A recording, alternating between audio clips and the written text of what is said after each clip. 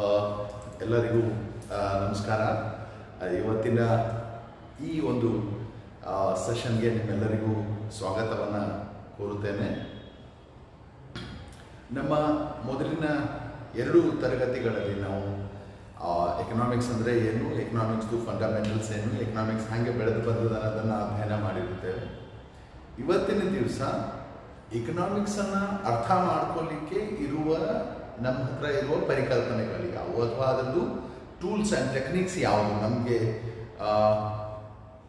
Economics ಸಮಸ್ಯೆಗಳನ್ನು ಅಧ್ಯಯನ ಮಾಡಲಿಕ್ಕೆ, ಎಕನಾಮಿಕ್ಸಿಗೆ ಸಂಬಂಧಪಟ್ಟಂತೆ ಸಿದ್ಧಾಂತಗಳನ್ನು ರಚನೆ ಮಾಡಲಿಕ್ಕೆ ಅಥವಾ ಮಾಡೆಲ್ಗಳನ್ನು ಬಿಲ್ಡ್ ಮಾಡಲಿಕ್ಕೆ ನಮ್ಮ ಹತ್ರ ಇರುವ ವಿಧಾನಗಳು ಯಾವುವು, ಟೆಕ್ನಿಕ್ಸ್ ಯಾವುವು, ಅಥವಾ what are the way of approaches to understand complicated issues of economics.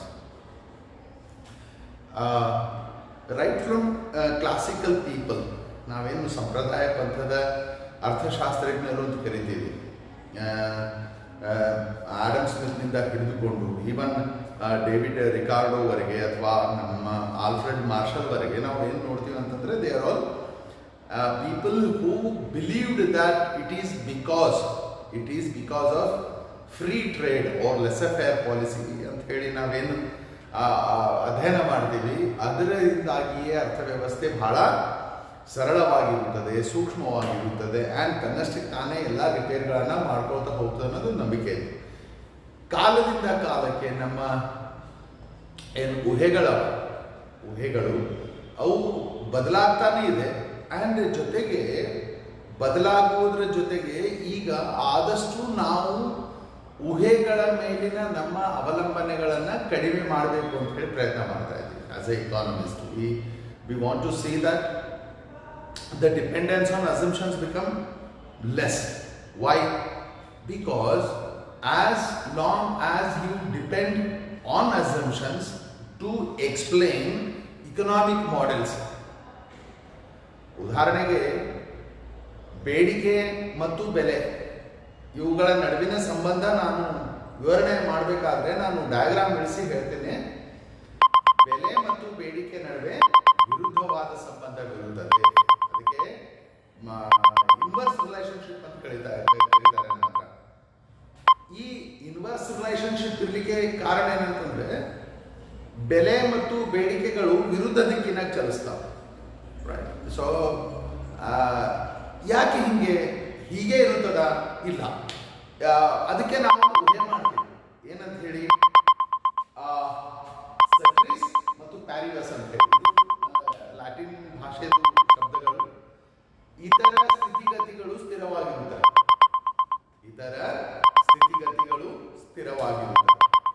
ಈಗ ಬಹಳ ವಿಚಿತ್ರ ಸಂಗತಿ ಏನಂದ್ರೆ ನಮ್ಮೆಲ್ಲರಿಗೆ ಗೊತ್ತದೆ, ಯಾವುದೂ ಸ್ಥಿರವಾಗಿರುವುದಿಲ್ಲ, ಎಲ್ಲವೂ ಏನಾಗ್ತಿರ್ತವೆ, ಬದಲಾಗ್ತಿರ್ತವೆ. ಆದರೂ ನಾನು ಈ ಬೇಡಿಕೆ ಮತ್ತು ಬೆಲೆಯ ನಡುವಿನ ಸಂಬಂಧವನ್ನು ಅರ್ಥ ಮಾಡುವ ಉದ್ದೇಶದಿಂದ ಅಥವಾ ಇದು ಹೇಗೆ ಬಿಹೇವ್ ಮಾಡ್ತದೆ ಅನ್ನೋ ಉದ್ದೇಶದಿಂದ ನಾನು ಏನೊಂದು ಊಹೆ ಮಾಡ್ತೀನಿ ಅಂತಂದ್ರೆ ಬೆಲೆ ಮತ್ತು ಬೇಡಿಕೆಯ ನಡುವೆ ವಿರುದ್ಧ ಸಂಬಂಧ ಇರುತ್ತದೆ.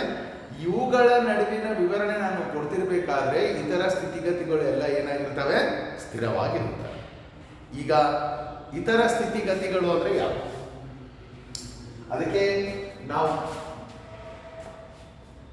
ನಂಬರ್ 1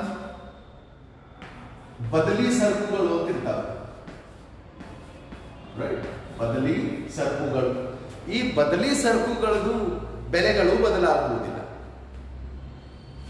ಸಬ್ಸ್ಟಿಟ್ಯೂಟ್ಸ್ ಏನು ಗೂಡ್ಸ್ ಆ್ಯಂಡ್ ಸರ್ವಿಸಸ್ ಅವನು ಇವ್ರದ್ದು ಪ್ರೈಸಸ್ ಏನಂತಂದ್ರೆ ಬದಲಾಗೋದಿಲ್ಲ.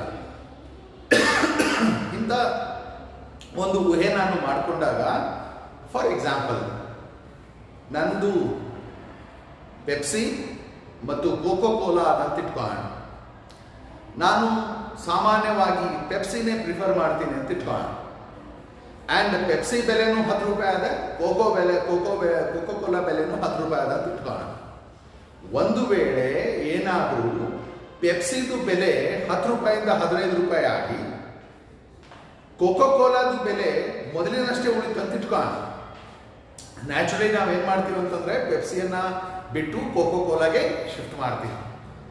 ಈಗ ನಾನು ಊಹೆ ಏನು ಮಾಡ್ಲಿಕ್ಕೆ ಅಂತಂದ್ರೆ ಪೆಪ್ಸಿದು ಬೆಲೆ ಹೆಚ್ಚಾಗದ, ಕೋಕೋ ಕೋಲಾದು ಬೆಲೆ ಹೆಚ್ಚಾಗಿಲ್ಲ. ಇದು ನನ್ನ ಊಹೆ. ಆದರೆ ವಾಸ್ತವಿಕದಲ್ಲಿ ಹೀಗಾಗುತ್ತದೆಯಾ? ಡೌಟ್ ಇದೆ. ಈಗ ವಾಸ್ತವಿಕದಲ್ಲಿ ಹೀಗಾಗದೇ ಇದ್ರೆ, ಉದಾಹರಣೆಗೆ ಪೆಪ್ಸಿಯ ಬೆಲೆ 10 ರೂಪಾಯಿ ಇದ್ದಿದ್ದು 15 ರೂಪಾಯಿ ಆಗಿ, ಕೋಕೋ ಕೋಲಾದ ಬೆಲೆ 10 ರೂಪಾಯಿ ಇದ್ದಿದ್ದು 20 ರೂಪಾಯಿ ಆದರೆ ನಾನು ಮತ್ತೆ ಪೆಪ್ಸಿನೇ ಕುಡಿತಿರ್ತೇನೆ. ಹೀಗಾಗಿ ಬೇಡಿಕೆಯ ಮೇಲೆ ಬೆಲೆದು ಏನು ಪ್ರಭಾವ ಬೀಳುತ್ತದೆ ಅಂತ ಹೇಳಿ ನಾನು ಅರ್ಥ ಮಾಡ್ಕೊಳ್ಬೇಕು ಅಂತಂದ್ರೆ, ಒಂದು ಸರಕಿನ ಬೆಲೆ ಫಿಕ್ಸ್ ಇರಬೇಕು, ಇನ್ನೊಂದು ಸರಕಿನ ಬೆಲೆ ಏನಂತಂದ್ರೆ ಅದು ಚೇಂಜ್ ಆಗ್ತಿರ್ಬೇಕು. ಆವಾಗ ಮಾತ್ರ ನಾವು ಬೆಲೆ ಮತ್ತು ಬೇಡಿಕೆ ನಡುವಿನ ಈ ವಿರುದ್ಧ ಸಂಬಂಧವನ್ನ ಅಧ್ಯಯನ ಮಾಡಬಹುದು. ಈ ಬೆಲೆ ಮತ್ತು ಬೇಡಿಕೆ ನಡುವಿನ ಏನು ಸಂಬಂಧದ ಇದು ಊಹೆಯನ್ನು ಅವಲಂಬಿಸಿರುತ್ತದೆ. ಆದರೆ ನಮ್ಮೆಲ್ಲರಿಗೆ ಗೊತ್ತದ ಊಹೆಗಳೇನಂತಂದ್ರೆ ಇವು ಕೇವಲ ಕಲ್ಪನೆ ಆಗಿರುತ್ತವೆ, ವಾಸ್ತವಿಕತೆಗೆ ಇದು ಬಹಳ ಸಂಬಂಧ ಇರುವುದಿಲ್ಲ ಅಥವಾ ಇವು ಎಲ್ಲಿಯೂ ರಿಲೇಟೆಡ್ ಇರುವುದಿಲ್ಲ. ಆದರೆ ನಾವು ಏನೊಂದು ಗೆಸ್ ಮಾಡ್ಬೋದು ಅಂತಂದ್ರೆ, ಈ ಅಸಂಪ್ಷನ್ಸ್ ನಮಗೆ ಪಿಕ್ಚರ್ ಹೀಗೆ ಇರಬಹುದು ಅಂತ ಹೇಳಿ ಏನೊಂದು ಇಮ್ಯಾಜಿನೇಷನ್, ಒಂದು ಗೆಸ್, ಒಂದು ಎಸ್ಟಿಮೇಷನ್ ಮಾಡ್ತಾವೋ, ಆ ಎಸ್ಟಿಮೇಷನ್ ಮಾಡಲಿಕ್ಕೆ ನಮ್ಗೆ ಏನಂತಂದ್ರೆ ಇದು ಹೆಲ್ಪ್ ಮಾಡುತ್ತದೆ. ಹೀಗಾಗಿ assumptions are important because in order to understand the complicated mechanism of behavior of human beings in market, see, we can't guess, or we can't when I say guess, we can't experiment human beings in a lab, right? For example, ಇಬ್ಬರ ಹತ್ರ 10 ರೂಪಾಯಿ ಕೊಟ್ಟರೆ ಇಬ್ರು ಹೇಗೆ behave ಮಾಡ್ತಾರೆ ಅಂತ ಹೇಳಿ ಯಾವುದೇ ಲ್ಯಾಬ್ನಾಗ ಹೋಗಿ ನಮಗೆ ಟೆಸ್ಟ್ ಮಾಡಲಿಕ್ಕೆ ಸಾಧ್ಯ ಇಲ್ಲ. ಆದರೆ ಈ 10 ರೂಪಾಯಿಗಳು ಇಬ್ಬರ ಹತ್ರ ಇದ್ರೆ, ಇಬ್ರು ಸರಕುಗಳದ್ದು ಇತ್ತಂತಂದ್ರೆ ಅವರು ಹೇಗೆ ತಮ್ಮ ಖರೀದಿಗಳನ್ನ ಕಂಟಿನ್ಯೂ ಮಾಡ್ತಾರೆ ಅನ್ನೋದ್ರ ಮೇಲೆ ನಾವು ಗೆಸ್ ಮಾಡಬಹುದು ಅನ್ನೋ ಕಾರಣಕ್ಕಾಗಿ ಈ ಊಹೆಗಳನ್ನು ನಾವು ಇಟ್ಕೊಂಡಿರ್ತೇವೆ. ಫಸ್ಟ್ ಆ್ಯಂಡ್ ಫಾರ್ಮೋಸ್ಟ್ ಬಹಳ ಇಂಪಾರ್ಟೆಂಟ್ ನಮ್ಮದು ಅಸಂಪ್ಷನ್ ಈಸ್ ಸೆಟ್ರೀಸ್ ಮತ್ತು ಪ್ಯಾರಿಬಸ್. ಹಿಂಗಂದ್ರೆ ಇತರ ಸ್ಥಿತಿಗತಿಗಳು ಸ್ಥಿರವಾಗಿರುತ್ತವೆ. ಈಗ ನಾನು ಇತರ ಸ್ಥಿತಿಗತಿಗಳು ಅಂತೀನಿ ಅಂದಾದ್ರೆ ಯಾವ ವಿಷಯವನ್ನ ನಾನು ಅಧ್ಯಯನ ಮಾಡ್ತಿದ್ದೀನೋ ಅದನ್ನ ಹೊರತುಪಡಿಸಿ ಇತರ ಸ್ಥಿತಿಗತಿಗಳು ಸ್ಥಿರವಾಗಿದೆ ಅಂತ ಅರ್ಥ. ನಮ್ಗೆಲ್ಲರಿಗೆ ಗೊತ್ತದೆ, ಜನಸಂಖ್ಯೆಯನ್ನು ನಾವು ಅಧ್ಯಯನ ಮಾಡ್ತೀವಿ, ಜನಸಂಖ್ಯೆಯಲ್ಲಿನ ಹೆಚ್ಚಳವನ್ನು ನಾವು ಅಧ್ಯಯನ ಮಾಡ್ತೀವಿ. ಪ್ರತಿ 10 ವರ್ಷಕ್ಕೆ ಒಂದ್ಸರಿ ನಾವು ಇದನ್ನ ಅಧ್ಯಯನ ಮಾಡ್ತೀವಿ. ಇದಕ್ಕೆ ನಾವು ಸೆನ್ಸಸ್ ಅಂತ ಕರಿತೀವಿ, ಜನಸಂಖ್ಯೆಯ ಜನಗಣನೆ ಅಂತ ಹೇಳಿ ಕರೀತಾರೆ. ಈಗ ಜನಸಂಖ್ಯೆಯ ಇದು ಗಣನೆ ಅದನ್ನು ಇದು ಬಹಳ ಕಾಂಪ್ಲಿಕೇಟೆಡ್ ಅದ. ಫಾರ್ ಎಕ್ಸಾಂಪಲ್, ನಾವು ಈ ಪಾಪ್ಯುಲೇಷನ್ ಸೆನ್ಸಸ್ ಏನದ, we can't make it real time. No country can make it real time. ಯಾವುದೇ ಅರ್ಥವ್ಯವಸ್ಥೆ ಇರಲಿ, ಎಂಥದೇ ಸಮಾಜ ಇರಲಿ, ಇದಕ್ಕೆ ಏನಂತಂದ್ರೆ ನಾವು ರಿಯಲ್ ಟೈಮ್ನಾಗೆ ಜನಗಣನೆ ಮಾಡಲಿಕ್ಕೆ ಸಾಧ್ಯ ಇಲ್ಲ. ಹಾಗಾದ್ರೆ ಏನ್ ಮಾಡ್ಬೇಕು ನಾವು ನಮ್ಮ ಸಮಯವನ್ನ ನಿಲ್ಲಿಸ್ಬೇಕು. ಈಗಿದು ಬಹಳ ವಿಚಿತ್ರವಾದ ಸ್ಟೇಟ್ಮೆಂಟ್ ಆಗ್ತದೆ. ನಾವು ನಮ್ಮ ಸಮಯವನ್ನ ನಿಲ್ಲಿಸಬೇಕು. ಸಮಯವನ್ನು ನಿಲ್ಲಿಸ್ಲಿಕ್ಕೆ ಸಾಧ್ಯನಾ? ಈಗ ಇದು ಪ್ರಾಕ್ಟಿಕಲಿ ಸಮಯ ನಿಲ್ಲಲಿಕ್ಕೆ ಸಾಧ್ಯ ಇಲ್ಲ. ಯಾಕಂದ್ರೆ ಇದು ಸಮಯ ಏನಂತಂದ್ರೆ ನೀರಿದ್ದ ಹಾಗೆ ಇದು ಪ್ರತಿ ಕ್ಷಣ ಬದಲಾಗ್ತಾನೆ ಇರ್ತದೆ. ಹಾಗಾದ್ರೆ ಸಮಯವನ್ನು ನಿಲ್ಲಿಸುವುದು ಹೇಗೆ? ಈ ಜನಗಣನೆ ಮಾಡಬೇಕಾದ್ರೆ ಸಮಯವನ್ನ ನಿಲ್ಲಿಸ್ತಾರೆ. ಉದಾಹರಣೆಗೆ ಈ ಜನಗಣನೆ ಯಾವಾಗಲೂ 10 ವರ್ಷಕ್ಕೆ ಒಂದು ಸರಿ ಆಗ್ತದೆ. ಆದ್ದರಿಂದ ಸೇ ಫಾರ್ ಎಕ್ಸಾಂಪಲ್, ನಮ್ದು ಲಾಸ್ಟ್ ಜನಗಣನೆ ವಾಸ್ 2011, 2011ಕ್ಕೆ ನಮ್ದು ಆಗ್ಯದ. ಈಗ ನೆಕ್ಸ್ಟ್ ಯಾವಾಗ ಆಗಬೇಕು? ಇದ್ರ ಪ್ರಕಾರ 2021ರಾಗ ಆಗಬೇಕು. ಹಾಗಾದ್ರೆ ಈಗ ಈ ಜನಗಣನೆ ಮಾಡೋರು ಏನು ಸೆನ್ಸಸ್ ಮಾಡ್ತಾರೋ ಇವರು 2011ರಿಂದ 2021ರಲ್ಲಿ ಹುಟ್ಟಿದವರ ಸಂಖ್ಯೆ ಎಷ್ಟು ಇದನ್ನ ಅಳಿತಾರೆ. ಇದು 31 ಮಾರ್ಚ್ ಇರ್ತದೆ. ಸೊ 31 ಮಾರ್ಚ್ 2011 ತನ ಎಷ್ಟು ಜನ ಇದ್ರು ಅಂತ ನಮಗೆ ಗೊತ್ತದ. ಈಗ ನಾವು ನೆಕ್ಸ್ಟ್ 21ದಾಗ ನಾವು ಅಳಿಬೇಕು. ಈಗ 21ದಾಗ ಅಳಿಬೇಕು ಅಂತಂದ್ರೆ ಒಂದು ಡೇಟ್ ಬೇಕು ನಮಗೆ. ಒಂದು ಡೇಟ್ ಎಲ್ಲಿ ತನ? ಈಗ ಇತರ ಸ್ಥಿತಿಗತಿಗಳು ಸ್ಥಿರವಾಗಿರುತ್ತವೆ ಅಲ್ಲಿಕ್ಕೆ ಒಂದು ಬೆಸ್ಟ್ ಎಕ್ಸಾಂಪಲ್ ಇದೆ. ನೆಕ್ಸ್ಟ್ ಯಾವಾಗ ಅಳಿತೀವಿ ನಾವು? 2021ರಿಂದ 2021ರ 28 ಫೆಬ್ರವರಿವರೆಗೆ. ಅಂದ್ರೆ ಏನರ್ಥ? 1ನೇ ಏಪ್ರಿಲ್ 2011ರ ದಿನಾಂಕದಿಂದ ಹಿಡಿದುಕೊಂಡು ಫೆಬ್ರವರಿ 28, 2021ರವರೆಗೆ ಎಷ್ಟು ಜನ ನಮ್ಮ ಭಾರತದಾಗ ಜನಿಸಿದ್ದಾರೆ ಅಥವಾ ಮರಣ ಹೊಂದಿದ್ದಾರೆ ಅನ್ನೋದನ್ನ ಕೌಂಟ್ ಮಾಡ್ತೀವಿ. ಆದರೆ ಇಲ್ಲಿ ಒಂದು ನೆನ್ಪಿಟ್ಕೊಳ್ರಿ, ಫೆಬ್ರವರಿ 28, 2021ಕ್ಕೆ ಒಂದೇ ದಿನಕ್ಕೆ ಅಳೆಯಂಗಿಲ್ಲ ನಾವು. ಅವತ್ತಿನ ದಿವಸ ಹೋಗಿ ಇಡೀ ಭಾರತದ ಎಲ್ಲ ಮನೆಗಳ ಮುಂದೆ ನಿಂತು ಅಳಿಲಿಕ್ಕೆ ಸಾಧ್ಯ ಇಲ್ಲ. ಹಾಗಾದ್ರೆ ಏನ್ ಮಾಡಬೇಕು? ನಾನು 5ನೇ ಏಪ್ರಿಲ್ 2021ಕ್ಕೆ ಹೋಗಿ ಗಣನೆ ಮಾಡಿದ್ರು. ರಿಪೀಟ್ ಮಾಡ್ತೀನಿ, ನಂದು ಕಟ್ ಆಫ್ ಡೇಟ್ ಇರೋದು 28 ಫೆಬ್ರವರಿ 2021. ನಾನು ಹೋಗಿ ಅಳಿತಾ ಇರೋದು 5 ಏಪ್ರಿಲ್ 2021. ಆದರೆ ನಾನು 5021ಕ್ಕೆ ಹೋಗಿ ಗಣನೆ ಮಾಡಿದ್ರು ನಂದು ಡೇಟ್ ಇರೋದು 28 ಫೆಬ್ರವರಿ 21ಕ್ಕೆ. ಇದರ ಅರ್ಥ 1ನೇ ಮಾರ್ಚ್ಗೆ ಹುಟ್ಟಿದವರು ನನ್ನ ಗಣನೆಗೆ ಬರುವುದಿಲ್ಲ. 28ನೇ ತಾರೀಕಿಗೆ ರಾತ್ರಿ 12 ಗಂಟೆಯವರೆಗೆ ಹುಟ್ಟಿದ ಎಲ್ಲಾ ಮಕ್ಕಳು ನನ್ನ ಗಣನೆದಾಗಿರ್ತಾರೆ. 1ನೇ ತಾರೀಕಿಗೆ ಹುಟ್ಟಿದಂತ ಮಕ್ಕಳು ನನ್ನ ಗಣನೆದಾಗೆ ಇರುವುದಿಲ್ಲ. ಅಂದ್ರೆ ಏನರ್ಥ? ಈಗ ನಾನು ಏಪ್ರಿಲ್ 21ನೇ ತಾರೀಕಿನಂದು ನಾನು 5 ಏಪ್ರಿಲ್ 2021 ಅಳಿತಾ ಇದ್ರು ನಂದು ಕ್ಯಾಲೆಂಡರ್ 28 ಫೆಬ್ರವರಿಗೆ ನಿಂತದ್ದು. So what I have done is, in order to understand the rate of growth of population, what I have done is that I have halted the calendar of 28th February. There only I may be measuring it. It means that for time being, my calendar for population study or population counting is fixed, or it has not changed from 28th February. So this is the technique. This technique helps in order to measure the population growth. And please also remember, there may be a certain case on 28th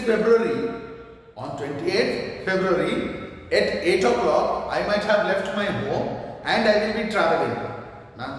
ರಾತ್ರಿ ನಾನು journey ಮಾಡ್ತಿರ್ತೇನೆ. ಈಗ ನಾನು journey ಮಾಡ್ತಿರ್ತೀನಿ ಅಂತ ಕ್ಷಣ ಅವತ್ತಿನ ದಿವಸ ನಾನು ಅಳಿತೀನಿ ಅಂದ್ರೆ ಸಾಧ್ಯ ಇಲ್ಲ. ಯಾಕಂದ್ರೆ ನನ್ನ ಮನೆಯೂ ಇಲ್ಲ, ಇನ್ನೊಂದು ಕಡೆನೂ ಇಲ್ಲ, ಹಾದಿಯಾಗಿರ್ತೀನಿ ನಾನು. ಹಾಗಾದ್ರೆ ನನ್ನಂತ ಒಂದು ಎಸ್ಟಿಮೇಷನ್ ಪ್ರಕಾರ ದಿನ 10 ಕೋಟಿ ಜನ ಪ್ರಯಾಣ ಮಾಡ್ತಾರೆ. ಒಂದು ವೇಳೆ ನಾವು ಈ ಪ್ರಯಾಣಿಕರಿಗೆಲ್ಲ ಮಿಸ್ ಮಾಡ್ಕೊಂಡ್ಬಿಟ್ರೆ ಒಂದು ದೇಶದ, ಫಾರ್ ಎಕ್ಸಾಂಪಲ್ ನಮ್ಮ ಭಾರತದಾಗ 10 ಕೋಟಿ ಅಂದ್ರೆ ಬಹಳ ಅದ್ರ ಸಮಸ್ಯೆ ಇಲ್ಲ. ಆದ್ರೆ ಉದಾಹರಣೆಗೆ 10 ಕೋಟಿ ಅಂದ್ರೆ ಇಂಗ್ಲೆಂಡ್ನಾಗ ಜನಸಂಖ್ಯೆನೇ ಬಿಟ್ಟಂಗೆ. ಯಾಕಂದ್ರೆ ಅಲ್ಲಿರೋರೇ 8 ಕೋಟಿ ಜನ. ಅಮೆರಿಕಾದಾಗ 10 ಕೋಟಿ ಮಿಸ್ ಮಾಡಿದ್ರೆ 1/3 ಮಿಸ್ ಮಾಡಿದ್ರೆ. So this population study is very complicated. In order to help or in order to analyze the rate of growth of population, we assume, let me repeat, we assume that calendar is fixed on 28th February. But in practice, I know that calendar is changing because dates keep on changing. Therefore, ceteris ಅಂಡ್ ಪ್ಯಾರಿಸ್ ಇತರ ಸ್ಥಿತಿಗತಿಗಳು ಸ್ಥಿರವಾಗಿರುತ್ತವೆ. ಕಾರಣ ಏನಂತಂದ್ರೆ, ನಾನು ಏನು ಇದು ಅರ್ಥಶಾಸ್ತ್ರದ ವಿಷಯ ವಸ್ತು ಅದನ್ನು ಇದಕ್ಕೆ ಅಧ್ಯಯನ ಮಾಡಬೇಕು ಅಂದ್ರೆ ಇದಕ್ಕೆ ನಾನು ರಿಯಲ್ ಟೈಮ್ನಾಗ ಅಧ್ಯಯನ ಮಾಡಲಿಕ್ಕೆ ಸಾಧ್ಯ ಇಲ್ಲ. ರಿಯಲ್ ಟೈಮ್ನಾಗ ಅಧ್ಯಯನ ಮಾಡದೇ ಇರಲಿಕ್ಕೆ ಸಾಧ್ಯ ಯಾಕೆ ಆಗೋದಿಲ್ಲ ಅಂತಂದ್ರೆ, ಹ್ಯೂಮನ್ ಬಿಹೇವಿಯರ್ ಹಿಂಗದ, ವಿ ಕಾಂಟ್ ಎಕ್ಸ್ಪೆಕ್ಟ್. ಹಿಂಗೆ ಇರ್ತದಲಿಕ್ಕೆ ಸಾಧ್ಯ ಇಲ್ಲ. ನಾನು ಮೊನ್ನೆ ಉದಾಹರಣೆ ಕೊಡಬೇಕಾದ್ರೆ ಹೇಳಿದೆ, ನಾನು 2 + 2 = 4. ಇದು 18ನೇ ಶತಮಾನದಾಗೂ 2 + 2 4 ಇತ್ತು. ಆ್ಯಂಡ್ ಮುಂಬರುವ 25ನೇ ಶತಮಾನದಾಗೂ 2 + 2 4 ಇರುತ್ತದೆ. ಇದು ಅಮೆರಿಕಾದಾಗೂ 2 + 2 4 ಇರುತ್ತದೆ. ಆರ್ಮೇನಿಯಾದಾಗೂ 2 + 2 4 ಇರುತ್ತದೆ. ಆ್ಯಂಡ್ ನಮ್ಮದು ಯಾವುದು ಅಮರಗುಂಡಪ್ಪನ ಊರಾಗೂ 2 + 2 4 ಇರುತ್ತದೆ. ಇದಕ್ಕೆ ಚೇಂಜ್ ಆಗಲಿಕ್ಕೆ ಸಾಧ್ಯ ಇಲ್ಲ. ಬಟ್ ಥಿಂಗ್ ಈಸ್, ಒಂದು ಹುಡುಗನ ಹತ್ರ 10 ರೂಪಾಯಿ ಇದ್ರೆ, ಅಮೆರಿಕಾದ ಹುಡುಗ, ಆರ್ಮೇನಿಯಾದ ಹುಡುಗ, ಅಮರ್ ಗುಂಡಪ್ಪನ ಊರು ಹುಡುಗ, 3 ಜನ ಒಂದೇ ರೀತಿ ಬಿಹೇವ್ ಮಾಡ್ತಾ ಇರಲಿಕ್ಕೆ ಸಾಧ್ಯ ಇಲ್ಲ.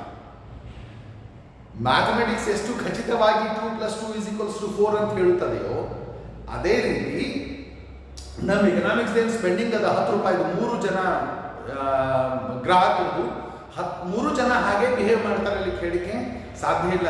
ಯಾಕಂದ್ರೆ ಈ 3 ಜನರ ಸಂಸ್ಕೃತಿ ಬೇರೆ ಅದ, ಈ 3 ಜನರದ್ದು ಲೈಫ್ ಸ್ಟೈಲ್ ಬೇರೆ ಅದ. ಆ್ಯಂಡ್ ಇಂಟ್ರೆಸ್ಟಿಂಗ್ಲಿ ನಾನು ಒಬ್ಬ ಗ್ರಾಹಕನಾಗಿ ಇವತ್ತು ಪೆಪ್ಸಿ ನಂದು ಪ್ರಿಫರಬಲ್ ಚಾಯ್ಸ್ ಅಂತ ಇಟ್ಕೊಳ್ಳೋಣ ಈಗ, ರೈಟ್? ಇನ್ನೂ 2 ವರ್ಷ ಆದಮೇಲೆ ನಾನು ಪೆಪ್ಸಿನೇ ಕುಡಿತಿರ್ತೀನಿ ಅಂತ ಹೇಳಿಕ್ಕೆ ಸಾಧ್ಯ ಇಲ್ಲ. ನಾನು ಬೇರೆ ಸಾಫ್ಟ್ ಡ್ರಿಂಕಿಗೆ ಶಿಫ್ಟ್ ಆಗ್ಬೋದು, ಆರ್ ಪೆಪ್ಸಿನೇ ಕ್ಲೋಸ್ ಆಗ್ಬೋದು. Anything can happen. Therefore the thing is that in order to make my study easy, what I think is that whichever the issue I am taking to study, remaining that everything else remains constant, ಅದು fix ಆಗಿರುತ್ತೆ. ಎರಡನೇದು ಬಹಳ ಪ್ರಮುಖವಾದ ಊಹೆ ನಮ್ಮ ಅರ್ಥಶಾಸ್ತ್ರದಾಗಿರೋದು lesser policy ಅಂತೇಳಿ, ಮುಕ್ತ ವ್ಯಾಪಾರ, right? Free trade. We should all know that it is British or it is English philosophy or English policy that they are always ahead. I repeat this, they are always ahead of rest of the world. ಬೇರೆ ಜಗತ್ತು ತನ್ನಷ್ಟಕ್ಕೆ ತಾನೇ ಎಷ್ಟೇ ಬುದ್ಧಿವಂತ ಅನ್ಕೊಂಡ್ರು ಕೂಡ ಇಂಗ್ಲೆಂಡ್ನವರು ಎಷ್ಟು ಮುಂದಿನ ಯೋಚನೆ ಮಾಡ್ತಾರೋ ಅಥವಾ ಯುರೋಪ್ನವರು ಎಷ್ಟು ಫಾರ್ವರ್ಡ್ ಆಗಿ ಯೋಚನೆ ಮಾಡ್ತಾರೋ, ಬಹಳಷ್ಟು ಮೆಜಾರಿಟಿ ಏನದ ಉಳಿದ ಜಗತ್ತು ಅಷ್ಟು ಅಡ್ವಾನ್ಸ್ ಆಗಿ ಯೋಚನೆ ಮಾಡೋಂಗಿಲ್ಲ. ನಾನು ಕೆಲವು ಉದಾಹರಣೆಗಳು ಕೊಡ್ತೇನೆ, so that we can understand how English people have change the whole thing.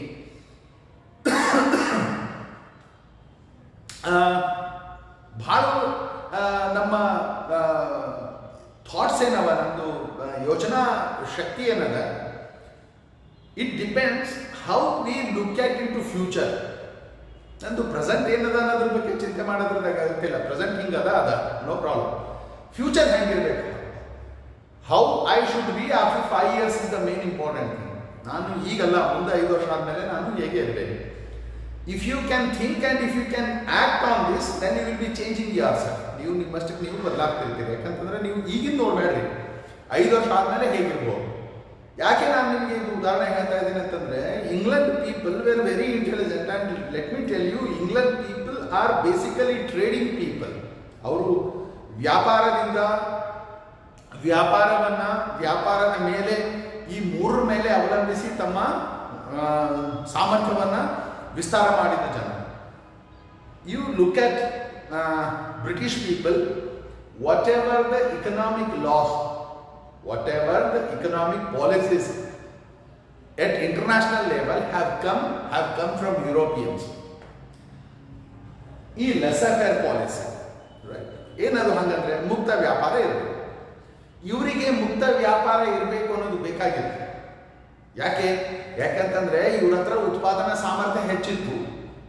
I repeat, ಇವ್ರ ಹತ್ರ ಉತ್ಪಾದನಾ ಸಾಮರ್ಥ್ಯ ಹೆಚ್ಚಿತ್ತು. They had huge capacity to produce more, or they had the capacity to mass produce the things, but unfortunately they didn't have a market. ಅವ್ರ ಹತ್ರ ಮಾರುಕಟ್ಟೆ ಇರಲಿಲ್ಲ. ಮಾರುಕಟ್ಟೆ ಯಾಕೆ ಇರಲಿಲ್ಲ ಅಂತಂದ್ರೆ ಅವ್ರ ಹತ್ರ ಮಷಿನ್ ಇದ್ದು. they had machines to produce, but they didn't have men to consume those goods and services. ಅವ್ರ ಹತ್ರ ಏನಂತಂದ್ರೆ ಜನಸಂಖ್ಯೆ ಇರಲಿಲ್ಲ, ಸಾಮರ್ಥ್ಯ ಇತ್ತು ಉತ್ಪಾದನೆ ಮಾಡಲಿಕ್ಕೆ, ಆದರೆ ಉತ್ಪಾದನೆಯನ್ನ ತೆಗೆದುಕೊಳ್ಳುವ ಜನ ಇರಲಿಲ್ಲ. ಹೀಗಾಗಿ ನಿಧಾನವಾಗಿ ವಿಸ್ತಾರವಾದ ಸ್ಟಾರ್ಟ್ ಆಯಿತು. ಇಂಗ್ಲೆಂಡ್ ಫ್ರಾನ್ಸ್ನವ್ರ ಮೇಲೆ, ಇಂಗ್ಲೆಂಡ್ ಜರ್ಮನಿದವ್ರ ಮೇಲೆ, ಜರ್ಮನಿ ಫ್ರಾನ್ಸ್ ಇಬ್ರು ಸೇರಿ ಇಂಗ್ಲೆಂಡ್ದವ್ರ ಮೇಲೆ, ಇವ್ರು 3 ಸೇರಿ ಸ್ಪೇನ್ದವ್ರ ಮೇಲೆ, they started to attack each other because they wanted to expand their market. ಅವರು ತಮ್ಮ ಮಾರುಕಟ್ಟೆಯನ್ನ ಎಕ್ಸ್ಪ್ಯಾಂಡ್ ಮಾಡಲಿಕ್ಕೆ ಯೋಚನೆ ಮಾಡ್ತಿದ್ರು. ಈಗ ಇದು ಮಾರ್ಕೆಟ್ ವಿಸ್ತಾರ ಆಗ್ಬೇಕಂದ್ರೆ ಏನಾಗಬೇಕು? ಲೆಸರ್ ಫೇರ್ ಪಾಲಿಸಿ ಇರಬೇಕು. ಏನು ಲೆಸರ್ ಫೇರ್ ಪಾಲಿಸಿ? ಮುಕ್ತ ವ್ಯಾಪಾರದ ಮೇಲೆ ಯಾವುದೇ ನಿರ್ಬಂಧನೆ ಇರಬೇಕು. ಅಂದರೆ ಅವರು ಬೇರೆ ದೇಶದವರು ತಂದು ನಮ್ಮ ಹತ್ರ ಸರಕು ಹಾಕ್ಬೋದು, ನಾವು ನಮ್ಮ ದೇಶದ ಸರಕನ್ನು ಒಯ್ದು ಇನ್ನೊಂದು ರಾಷ್ಟ್ರದಲ್ಲಿ ಸರಕುಗಳನ್ನು ಹಾಕ್ಬೋದು. ವ್ಯಾಪಾರದ ಮೇಲೆ ಯಾವುದೇ ನಿರ್ಬಂಧನೆ ಇರಬಾರ್ದು, ಆ್ಯಂಡ್ ಮಾರುಕಟ್ಟೆಯಲ್ಲಿ ಸರ್ಕಾರದ ಹಸ್ತಕ್ಷೇಪ ಇರಬಾರ್ದು ಅಂತ ಹೇಳ್ತಾರೆ ಅವರು. ಮಾರುಕಟ್ಟೆಯಲ್ಲಿ ಸರ್ಕಾರದ ಹಸ್ತಕ್ಷೇಪ ಇರಬಾರ್ದು. ಎರಡನೇದು, ಇಂಗ್ಲೆಂಡ್ನವ್ರು ಏನು ಹೇಳ್ತಾರೆ ಅಂತಂದ್ರೆ, ಯಾವ ಅರ್ಥವ್ಯವಸ್ಥೆಯಲ್ಲಿ ಯಾವುದು ಕರೆನ್ಸಿ ಇದೆಯೋ ಅವು ಮುಕ್ತವಾಗಿ ವಿನಿಮಯವಾಗಬೇಕು. ಫಾರ್ ಎಕ್ಸಾಂಪಲ್, ನಂದು ರೂಪಾಯಿ ಆ್ಯಂಡ್ ಅವ್ರದ್ದು ಪೌಂಡ್ ಏನಂತಂದ್ರೆ ಮುಕ್ತವಾಗಿ ವಿನಿಮಯ ಆಗಬೇಕು. Please remember, this was their doctrine, this was their theory, this was their policy. But in reverse ಅವ್ರು ಹಾಗೆ ಮಾಡಲಿಲ್ಲ. ಅವ್ರು ಹೆಂಗೆ ಮಾಡಿದ್ರು ಅಂತಂದ್ರೆ, ನಾವು ನಿಮಗೆ ಏನೇ ಕೊಟ್ಟರು, ಯಾವುದೇ ಸರಕು ಕೊಟ್ಟರು ಅದಕ್ಕೆ ವಿರುದ್ಧವಾಗಿ ನೀವು ನಮಗೆ ಚಿನ್ನ ಕೊಡ್ಬೇಕಂತ ಹೇಳಿದ್ರು. They use to demand gold. ಅದಕ್ಕೆ ಬುಲಿಯನ್ ಸ್ಟ್ಯಾಂಡರ್ಡ್ ಅಂತ ಕರೀತಾರೆ. ಬುಲಿಯನ್ ಸ್ಟ್ಯಾಂಡರ್ಡ್ ಅಂದ್ರೆ ನಾನು ಏನೇ ಕೊಟ್ಟರು ಅದ್ರ ವಿರುದ್ಧವಾಗಿ ನೀವು ನನಗೆ ಚಿನ್ನವನ್ನ ಕೊಡಬೇಕು. And imagine, England to this day has the huge storage of gold, because in those days whatever they traded against gold. They gave cotton to India. ನಮ್ಮ ಭಾರತಕ್ಕೆ ಏನಂದ್ರೆ ಬಟ್ಟೆ ಕೊಟ್ಟರು, ಆ್ಯಂಡ್ ಬಟ್ಟೆ ಬದಲಾಗಿ ಚಿನ್ನ ತಗೊಂಡು ಹೋದ್ರು. ಆ್ಯಂಡ್ ಆ ಬಟ್ಟೆ ಮಾಡಲಿಕ್ಕೆ ಬೇಕಾದ ಹತ್ತಿನೂ ಇಲ್ಲಿಂದೇ ಒಯ್ದಿರುತ್ತಾರೆ. ಮ್ಯಾಂಚೆಸ್ಟರ್ನಾಗ ಅದಕ್ಕೆ ಏನಂತಂದ್ರೆ ಕನ್ವರ್ಟ್ ಮಾಡಿರುತ್ತಾರೆ. So these people were so intelligent, they follow this laissez faire policy, ಅಂದ್ರೆ ಮುಕ್ತ ವ್ಯಾಪಾರದ ನೀತಿಯನ್ನ ಇವರು ಅನುಸರಿಸ್ತಾ ಇದ್ದಾರೆ. ಎರಡನೇದು ಅವರು ಹೇಳಿರೋದು ಏನಂತಂದ್ರೆ, ಅರ್ಥವ್ಯವಸ್ಥೆ ತನ್ನಷ್ಟಕ್ಕೆ ತಾನೇ ರಿಪೇರ್ ಮಾಡಿಕೊಳ್ಳುತ್ತದೆ. You don't have to administer. ಸರ್ಕಾರ ಮಾರುಕಟ್ಟೆಯಿಂದ ದೂರ ಇರಬೇಕು. ಸರ್ಕಾರ ಮಾರುಕಟ್ಟೆಯಿಂದ ಯಾಕೆ ದೂರ ಇರಬೇಕು? ಇರಬೇಕಂದ್ರೆ, ಸರ್ಕಾರದ ಹಸ್ತಕ್ಷೇಪದಿಂದ ಅಥವಾ ಸರ್ಕಾರ ಆಡಳಿತ ಮಾಡುವುದರಿಂದ ಅರ್ಥವ್ಯವಸ್ಥೆ ಕೆಟ್ಟು ಹೋಗುತ್ತದೆ, ಅರ್ಥವ್ಯವಸ್ಥೆಯಲ್ಲಿ ಅಸಮತೋಲನ ಉಂಟಾಗುತ್ತದೆ ಅಂತ ಹೇಳ್ತಾರೆ. ಆಡಮ್ ಸ್ಮಿತ್ಗೆ ಕೇಳ್ತಾರೆ, how is that economy will set right itself ಅಂತ ಹೇಳಿದ್ರೆ, ಆಡಮ್ ಸ್ಮಿತ್ ತನ್ನ ಪುಸ್ತಕದಾಗ ಬರೀತಾನೆ, economy has an inbuilt system of setting itself right ಅಂತ. ಇನ್ಬಿಲ್ಟ್, ಅರ್ಥವ್ಯವಸ್ಥೆಯಲ್ಲಿ ಆಂತರಿಕವಾಗಿ ಒಂದು ವ್ಯವಸ್ಥೆ ಅದ. ಒಂದು ವೇಳೆ ಏನಾದರೂ ಅಸಮತೋಲನ ಉಂಟಾದರೆ ಆ ಅಸಮತೋಲನ ನಿವಾರಣೆ ಮಾಡಿ ಮತ್ತೆ ಸಮತೋಲನಕ್ಕೆ ತರುವ ಸಾಮರ್ಥ್ಯ, ಕೆಪಾಸಿಟಿ ಇಕಾನಮಿಗೆ ಇರುವುದರಿಂದ ಅರ್ಥವ್ಯವಸ್ಥೆಯಲ್ಲಿ ಸರ್ಕಾರದ ಹಸ್ತಕ್ಷೇಪ ಇರಬಾರ್ದು ಅಂತ ಹೇಳ್ತಾರೆ. And let me tell you, this idea of laissez-faire policy dominated international trade right from 1776 to 1920. It means that almost I'm saying not 150, but almost all 1.5 century this idea of laissez-faire rule. But when the whole things got down, ಇದೆಲ್ಲ ಬಿದ್ದು ಹೋದ್ಮೇಲೆ, ಹಿಂಗೆ ಆದ್ಮೇಲೆ ಯಾವಾಗ America ಮತ್ತು ಬಹಳಷ್ಟು Europe ರಾಷ್ಟ್ರಗಳಲ್ಲಿ ಆರ್ಥಿಕ ಮುಗ್ಗಟ್ಟು ಉಂಟಾಯಿತು, they realized that this laissez-faire policy or this automatic machinery, this is not going to hold and we need to intervene. ನಾವು ಅರ್ಥವ್ಯವಸ್ಥೆಯಲ್ಲಿ ಸರ್ಕಾರ ಇದಕ್ಕೆ ಸ್ವಲ್ಪ ನಾವು ಅಲ್ಲಿ ಇಲ್ಲಿ ಹೋಗಿ ಅಡ್ಮಿನಿಸ್ಟ್ರೇಟ್ ಮಾಡಬೇಕಾಗ್ತದೆ ಅಂತ ಹೇಳಿತ್ತು. ಆ್ಯಂಡ್ ನೀವು 1928 ಮತ್ತು 1934 ನಡುವಿನ ಆರ್ಥಿಕ ಮುಗ್ಗಟ್ಟನ್ನು ನೋಡಿದರೆ, ಆವಾಗಿನ ನಮ್ಮ ಅಮೆರಿಕದ ಅಧ್ಯಕ್ಷರು ಹಿ ಪಂಪ್ಡ್ ಮನಿ. ನೀವು ರೀಸೆಂಟಾಗಿ 2-3 ತಿಂಗಳ ಹಿಂದೆ ಈ ಒಂದು ಕನ್ನಡದ್ದು ಟೆಲಿವಿಷನ್ ಚಾನೆಲ್ನಲ್ಲಿ ಬಂದಿತ್ತು ಒಂದು ಹೆಲಿಕಾಪ್ಟರ್ ಮನಿ ಅಂತ ಹೇಳಿ. ಆ್ಯಂಡ್ ಅದ್ರ ಬಗ್ಗೆ ಸಾಕಷ್ಟು ಮಜಾಕ್ ಮಾಡಿದ್ರು ಎಲ್ಲ ಜನ. ಮೇಲಿಂದ ತಂದು ಮೋದಿ ಹಣ ಹಾಕುತ್ತಾನೆ, ಅದಕ್ಕೆ ಹೆಲಿಕಾಪ್ಟರ್ ಮನಿ ಅನ್ನುತ್ತಾರೆ ಅಂತ ಹೇಳಿ ಹಿಂಗೆಲ್ಲ ಒಂದು there was an big episode on this and there was a huge criticism also. This term helicopter money ಅನ್ನೋದೇನು ಶಬ್ದ ಅದನ್ನು ಇದು ಆವಾಗ ಬಂದಿರೋದು.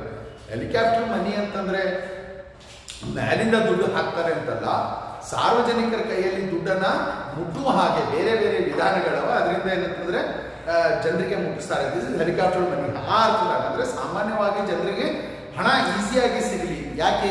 ಯಾಕೆಂತಂದ್ರೆ ಅರ್ಥವ್ಯವಸ್ಥೆಯಲ್ಲಿ ಬೇಡಿಕೆ ಕಡಿಮೆಯಾಗಿ, ಐ ರಿಪೀಟ್, ಅರ್ಥವ್ಯವಸ್ಥೆಯಲ್ಲಿ ಬೇಡಿಕೆ ಕಡಿಮೆಯಾಗಿ, ಸರಕು ಸೇವೆಗಳದ್ದು ಉತ್ಪಾದನೆ ಕಡಿಮೆಯಾಗಿ, ನಿರುದ್ಯೋಗ ಉಂಟಾಗಿ ಅರ್ಥವ್ಯವಸ್ಥೆಯಲ್ಲಿ ಏನಾದರೂ ಹಿನ್ನಡೆತೆ, ರೈಟ್, ಅಥವಾ ಅದಕ್ಕೇನಾದರೂ ಸ್ವಲ್ಪ ಆರ್ಥಿಕ ದರ ಬೆಳವಣಿಗೆದು ಕೊಲ್ಯಾಪ್ಸ್ ಆದರೆ ಅದನ್ನು ರಿಪೇರ್ ಮಾಡೋ ಸಲುವಾಗಿ, ಅದನ್ನು ಮತ್ತೆ ತನ್ನ ಮಾರ್ಗದಲ್ಲಿ ತಂದು ಹಾಕೋ ಸಲುವಾಗಿ ಸರ್ಕಾರ ಏನು ಮಾಡ್ತದೆ ಅಂತಂದರೆ it pumps money through various methods. And the same concept was called as helicopter money, but please, when I or some other gentlemen say helicopter money, don't think that some helicopter will come over your village and it will drop money so that you can take and become rich. It's not like that. Helicopter money is, in a way, government tries to reach you people to give money so that you can create demand in the market and the economy goes on increasing. Now comes Mr. John Maynard Keynes. ಈ ಸಂದರ್ಭದಲ್ಲಿ ನಾವು John Maynard ಕೀನ್ಸ್ಗೆ ನಾವು ನೆನಪು ಮಾಡ್ಕೊಳ್ಬೇಕು. ಇದೇನು marginal consumption ಅದ, ಇದು ಬಹಳ ಬಹಳ ಬಹಳ ಇಂಪಾರ್ಟೆಂಟ್ ಆಗಿರುತ್ತದೆ. This is the one which determines economic development. Please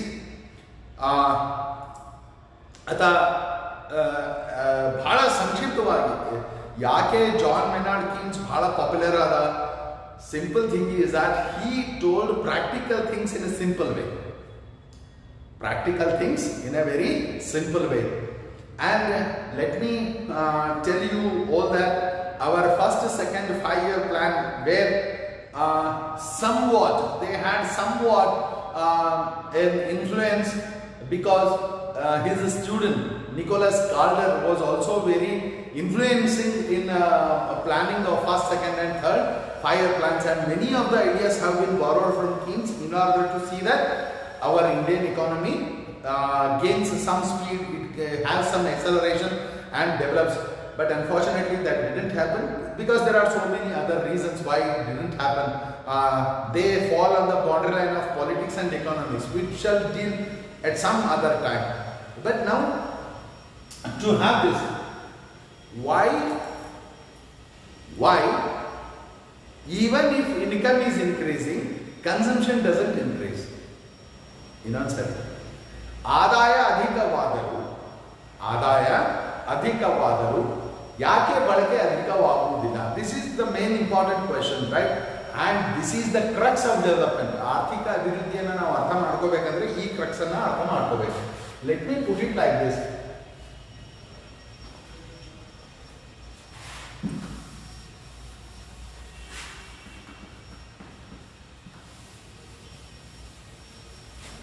Change in Y results in change in C. ಆದಾಯದಲ್ಲಿನ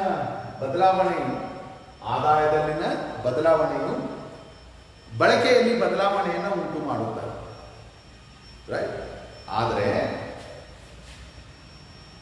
ಆದಾಯದಲ್ಲಿನ ಹೆಚ್ಚಳಕ್ಕೆ ಸಮನಾಗಿ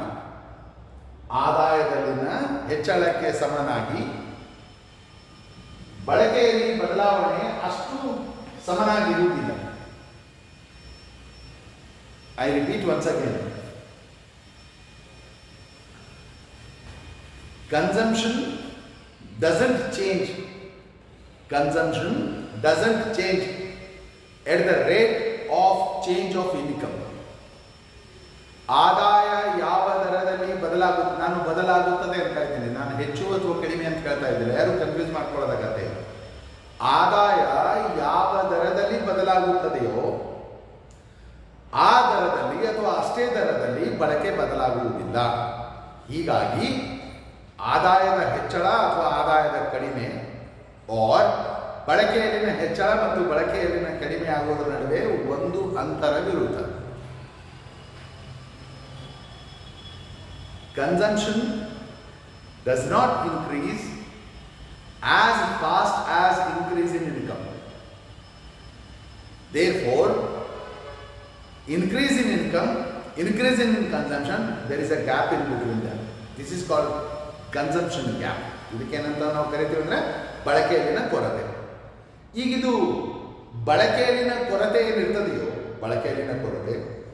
ಈ ಬಳಕೆಯಲ್ಲಿನ ಕೊರತೆ ಎಷ್ಟಿರುತ್ತದೆಯೋ ಅಷ್ಟು ನಿರುದ್ಯೋಗ ಉಂಟಾಗುತ್ತದೆ. ಇದೇನು ಕನ್ಸಂಪ್ಷನ್ ಗ್ಯಾಪ್ ಅಂತೀವಿ.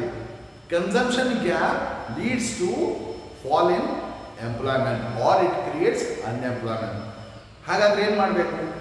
ಅವಾಗ ಜಾನ್ ಮೆನಾರ್ಡ್ ಕೀನ್ಸ್ ಬಂದು ಹೇಳ್ತಾನೆ, ಇದೇನು ಬಳಕೆಯಲ್ಲಿನ ಅಂತರ ಅದನ್ನು, ಈ ಬಳಕೆಯಲ್ಲಿನ ಅಂತರ ನಿವಾರಣೆ ಮಾಡಲಿಕ್ಕೆ ಇರುವ ಒಂದೇ ಒಂದು ಉಪಾಯ ಏನಂತಂದರೆ, ಈ ಬಳಕೆಯಲ್ಲಿಂದ ನಂತರದ ಈ ಯಂತ್ರ ಎಷ್ಟಿದೆಯೋ ಅಷ್ಟು ಸಾರ್ವಜನಿಕ ಹೂಡಿಕೆ ಆಗಬೇಕು ಅಂತ ನಾನು ಪ್ರೈಮ್ ಪಂಪಿಂಗ್ ಪಾಲಿಸಿ ಅಂತ ಕರೀತಾನೆ. ಪ್ರೈಮ್ ಅಂತಂದ್ರೆ ಹಿಂದಿನ ಕಾಲಕ್ಕೆ ಇಂಗ್ಲೆಂಡ್ನಾಗ ಹಣ ಅಂತ ಕರೀತೀವಿ.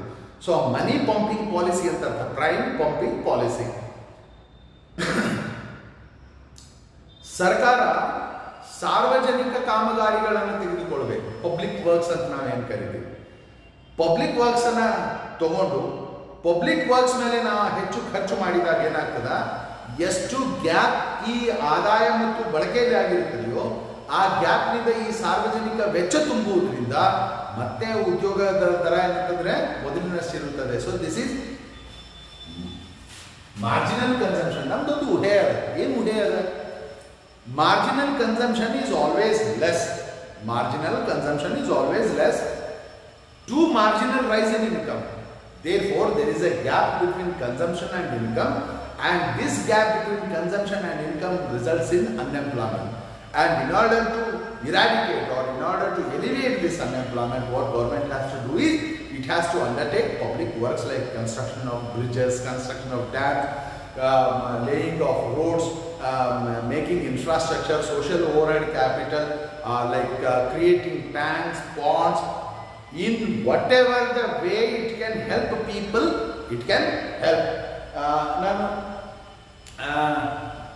ಹಿಂಗೆ ಒಂದು ಜೋಕ್ ಅಂತ ಹೇಳ್ತೀನಿ. ಇದು ಜೋಕ್ ನಿಮ್ಗೆ ಎಲ್ಲಿಯಾದರೂ ಸತ್ಯ ಅಂತ ಕಂಡು ಬಂದರೆ ಅದಕ್ಕೆ ಜೋಕ್ ಅಂತ ಅನ್ಕೋಬೇಕು, ಯಾರು ಅದಕ್ಕೆ ವಾಸ್ತವಿಕತೆ ಅನ್ಕೋಬಾರ್ದು. ಒಂದು ದೇಶ ಇತ್ತು, ಆ ದೇಶ ಭಾರತ ಅಂತ ಹೇಳಿ, ಅದು ದೇಶ ಭಾರತ, ಭಾರತ ಅಲ್ಲ ಭಾರತ. ಆ ಭಾರತ ದೇಶದಾಗ ನಿರುದ್ಯೋಗವನ್ನು ನಿವಾರಣೆ ಮಾಡೋ ಸಲುವಾಗಿ ಒಂದು ಯೋಜನೆ ತಗೊಂಡು ಬಂದರು. ಅದರ ಹೆಸರು ಕರೇಗಾ ಅಂತ. ಕರೇಗಾ, ಮೈ ಬಿ ಕರೇಗಾ, ತು ಬಿ ಕರೇಗಾ, ನಂಗೆ ಏನೋ ಒಂದು ಕರೇಗಾ ಅಂತ ಮಾಡಿದ್ರು. ಇದರೊಳಗೆ ಒಂದು ಕೆಲಸ ಕೊಡೋದಪ್ಪ ಯಾರಿಗೆ? ಭಾರತ ದೇಶದಾಗ ಈ ಕರೇಗಾ ಯೋಜನೆ ಅವನಿಗೆ ಏನು, ಬೇಸಿಗೆಯಲ್ಲಿ ತೆಗೆದುತೋಡುವುದು. ಬೇಸಿಗೆಯಲ್ಲಿ ತೆಗೆದುತೋಡುವುದು ಸೇ ಒಂದು ಕಿಲೋಮೀಟರ್ನಷ್ಟು ತೆಗ್ಗು ತೋಡಿಸೋದು. ಈ ತೆಗ್ಗು ತೋಡಿ ಮಣ್ಣು ದೂರ ಹಾಕೋದಲ್ಲ, ತೆಗ್ಗು ತೋಡಿ ಮಣ್ಣು ದೂರ ಹಾಕೋದಲ್ಲ. ತೆಗ್ಗು ತೋಡಿ ಏನು ತೆಗ್ಗು ತೋಡಿರ್ತೀರೋ ಅದ್ರ ಬೌಂಡ್ರಿ ಮೇಲೆ ಆ ಮಣ್ಣು ಹಾಕಬೇಕು. ಆ ಬೌಂಡ್ರಿ ಮೇಲೆ ಆ ಕಡೆ ಈ ಕಡೆ ಮಣ್ಣು ಹಾಕಬೇಕು. ಮಳೆಗಾಲ ಬರ್ತದೆ, ಮಳೆಗಾಲ ಬಂದ ಮೇಲೆ ನೀರು ಹರ್ಕೊಂಡ್ಮೇಲೆ ಮತ್ತೆ ಆ ತೆಗ್ಗು ಮುಚ್ತದೆ. ಆ ತೆಗ್ಗು ಮುಚ್ಚಿತು. ಚಳಿಗಾಲದಾಗ ಏನಂತಂದ್ರೆ ಮತ್ತೆ ಜನರಿಗೆ ಉದ್ಯೋಗ ಕೊಡೋದು, ಏನು ಮತ್ತೆ ಆ ತೆಗ್ಗನ್ನ ತೆಗೆಯೋದು. ಹೀಗಾಗಿ ಭಾರತ ದೇಶದಾಗೆ ಈ ಕರೇಗಾ ಅನ್ನೋದೇನೋ ಒಂದು ಯೋಜನೆ ಇತ್ತು ಆ ದೇಶದಾಗೆ. ಈ ಕರೇಗಾ ಯೋಜನೆ ಮೇಲೆ ಪ್ರತಿ ವರ್ಷ ಲಕ್ಷಾಂತರ ಕೋಟಿ ರೂಪಾಯಿಗಳು ಖರ್ಚು ಮಾಡಿದ್ರು ಕೂಡ ಒಂದು ಹೇಳಿಕೊಳ್ಳಬಹುದಾದ ಒಂದು ಇನ್ಫ್ರಾಸ್ಟ್ರಕ್ಚರ್ ನಿರ್ಮಾಣ ಆಗಲೇ ಇಲ್ಲ. ಇಂಥ ಯೋಜನೆಗಳಿಂದ ಸಾಧನೆ ಮಾಡಲಿಕ್ಕೆ ಆಗೋದಿಲ್ಲ ಅಂತ ಹೇಳ್ತಾ ಕೀನ್ಸ್ ಏನಂತಾನಂತಂದ್ರೆ, they should create social overhead capital ಅಂತ. Social overhead capital, social ಸಾಮಾಜಿಕ ಬಂಡವಾಳ ನಿರ್ಮಾಣ ಮಾಡಬೇಕು. When you create social overhead capital, private people come into action, right? ಖಾಸಗಿ ವ್ಯಕ್ತಿಗಳೇನಂತಂದ್ರೆ ಕಾರ್ಯಾಚರಣೆಯಲ್ಲಿ ಬರ್ತಾರೆ. And once these private people come to help government, there will be development, there will be progress, there will be prosperity, income, employment everywhere. Therefore, this marginal consumption ಏನದ ಇದು ಬಹಳ important ಆಗಿರುತ್ತದೆ. ಈ next ಊಹೆ ನಾವು ಎಕನಾಮಿಕ್ಸ್ನಾಗ ಏನು ಮಾಡ್ತೀವಿ ಅಂತಂದರೆ, ಪೂರ್ಣ ಉದ್ಯೋಗವಿರುತ್ತದೆ, right? There is a full employment. ನಾವು this full employment, right, is a very ticklish one, right? John Maynard Keynes ತನ್ನ ಪುಸ್ತಕದಾಗ ಬರೀತಾನೆ, at no rate of economic development, at no rate of economic development full employment is possible. ಪೂರ್ಣ ಪ್ರಮಾಣದ ಉದ್ಯೋಗ ಆಗಲಿಕ್ಕೆ ಸಾಧ್ಯ ಇಲ್ಲ. ಆರ್ಥಿಕ ಅಭಿವೃದ್ಧಿ ದರ ಎಷ್ಟೇ ಇರ್ಬೋದು, because the rate of increase in population, ಜನಸಂಖ್ಯೆಯಲ್ಲಿನ ಬೆಳವಣಿಗೆಯ ದರ will be always a faster, ಇದು ಯಾವಾಗಲೂ ಅಧಿಕವಾಗಿರುತ್ತದೆ ದ್ಯಾನ್ ದ ಎಂಪ್ಲಾಯ್ಮೆಂಟ್ ಅಪಾರ್ಚುನಿಟೀಸ್. ಇದು ಆರ್ಥಿಕ ಮತ್ತು ಉದ್ಯೋಗ ಅವಕಾಶಗಳು ಎಷ್ಟು ಹೆಚ್ಚು ದರದಲ್ಲಿ ಬೆಳೆಯುತ್ತವೆಯೋ ಜನಸಂಖ್ಯೆ ಅವುಗಳಿಗಿಂತ ಹೆಚ್ಚು ದರದಲ್ಲಿ ಬೆಳೆಯುತ್ತದೆ. ಹೀಗಾಗಿ ಆತ ಹೇಳ್ತಾನೆ there will be always some idle resources. Idle ಅನ್ನೋದಕ್ಕೆ ಕನ್ನಡದಾಗ ಬಹಳ ಹತ್ತಿರವಾದ ಶಬ್ದ ಸೋಮಾರಿ. ಬಟ್ ಸೋಮಾರಿ ಅನ್ನಕ್ಕೆ ಬರೋದಿಲ್ಲ. ನೀವು ಯಾರಿಗಾದ್ರೂ ಆತ ನಿರುದ್ಯೋಗಿ ಇದ್ದಾನಂದ್ರೆ ಗೌರವ ಅದು, ಬಟ್ ಸೋಮಾರಿ ಆಗಿದ್ದಾನಂದ್ರೆ he may take in wrong way. Therefore ಏನೇ ಅಂದ್ರೂ ಗೌರವದಿಂದ ಇರಬೇಕು. ಅವರು ನಿರುದ್ಯೋಗಿ ಇದ್ದಾರೆ ಅಂತಂದ್ರೆ ಬಹಳ ಸಂತೋಷ ಆಗ್ತದೆ. ಸೋಮಾರಿ ಇದ್ದಾನಂದ್ರೆ he may feel it offensive. Therefore you should say unemployed. But John Maynard Keynes was an English gentleman, and the English people are very gracious. They don't take in other ways. Therefore, he said that in order to employ idle resources, ನೀವು idle ರಿಸೋರ್ಸ್ಗಳಿಗೆ ತಗೊಳ್ಬೇಕು ಅಂತಂದರೆ public investment ಇರಬೇಕು, ಸಾರ್ವಜನಿಕ ಹೂಡಿಕೆಗಳು ಬೇಕು. ಆದ್ದರಿಂದ full employment ಅನ್ನೋದು ಸಾಧ್ಯ ಇಲ್ಲ. ಜನಸಂಖ್ಯೆ ಬೆಳೀತಾನೆ ಇರ್ತದೆ. ಆ್ಯಂಡ್ ಸಾಮಾನ್ಯವಾಗಿ ನಾವು ನಮ್ಮ ಜನಜೀವನದಲ್ಲಿ ಅಥವಾ ಹಿಂಗೆ ಆಡು ಭಾಷೆಯಲ್ಲಿ ನಾವು ಉದ್ಯೋಗ ಅಂತ ನಾವು ಅಂತೀವಿ ಅಂತಂದರೆ ಉದ್ಯೋಗ ಕೇವಲ ಮನುಷ್ಯನಿಗೆ ಮಾತ್ರ ಸೀಮಿತವಾಗಿರುವುದಿಲ್ಲ. This is where we have fail. See, employment ಅರ್ಥ ಉದ್ಯೋಗ ಅಥವಾ ಎಂಪ್ಲಾಯ್ ಅಂದರೆ ಬಳಸು, ಇದರ ಅರ್ಥ ಕೇವಲ ಮನುಷ್ಯನಿಗೆ ಅದಂತಲ್ಲ. ನೋ, ಒಬ್ಬ ಮನುಷ್ಯನಿಗೆ 24 ತಾಸು ಇರ್ತಾವೆ, 24 hours ಅಲ್ಲ. ಈ ಮನುಷ್ಯ 24 ತಾಸುಗಳನ್ನು ಹೇಗೆ ಬಳಸಿಕೊಳ್ಳುತ್ತಾನೆ? 24 ತಾಸುಗಳು ಕೂಡ ಸಂಪನ್ಮೂಲವಾಗಿರುತ್ತವೆ. If you are not using those 24, when I say use, if you are not employing yourself or if you are not employing those 24 hours for productive purposes, you will be wasting your whole life. Or ನಿಮ್ಮ ಹತ್ರ 10 ಬೆಂಚ್ಗಳ ಅಂತ ಇಟ್ಕೊಳ್ಳೋಣ. ನಿಮ್ಮ class ರೂಮ್ನಲ್ಲಿ 10 ಬೆಂಚ್ಗಳ. ಈ 10 ಬೆಂಚ್ಗಳ ಮೇಲೆ ಒಂದು ಬೆಂಚಿನಂತೆ 40 ಜನ ವಿದ್ಯಾರ್ಥಿಗಳು, 4 ಜನ ವಿದ್ಯಾರ್ಥಿಗಳಂದರೆ 40 ಜನ ಕೂಡ್ಬೋದು ಅಂತ ಇಟ್ಕೊಳ್ಳೋಣ. ನಿಮ್ಮ ಕ್ಲಾಸಿನಲ್ಲಿ 24 ಜನ ಇದ್ದಾರೆ ಅಂತ ಇಟ್ಕೊಳ್ಳೋಣ. 24 ಜನ ಇದ್ದಾರೆ. It means that 4 6 are 24. 6 bench use ಮಾಡ್ಲಿಕ್ಕೆ 4 ಬೆಂಚ್ ಅನ್ಎಂಪ್ಲಾಯ್ಡ್ ಅವಂತ. ನಿಮಗೆ 10 ಎಕರೆ ಭೂಮಿ ಅದಂತ ಇಟ್ಕೊಳ್ಳೋಣ. ಈ 10 ಎಕರೆ ಭೂಮಿಯಲ್ಲಿ ನೀವು 6 ಎಕರೆ ಭೂಮಿಯನ್ನು ಬಳಸ್ತಾ ಇದ್ದೀರಿ ಅಂದರೆ 4 ಎಕರೆ ಭೂಮಿ ಅನ್ಎಂಪ್ಲಾಯ್ಡ್ ಅದಂತ ಅರ್ಥ.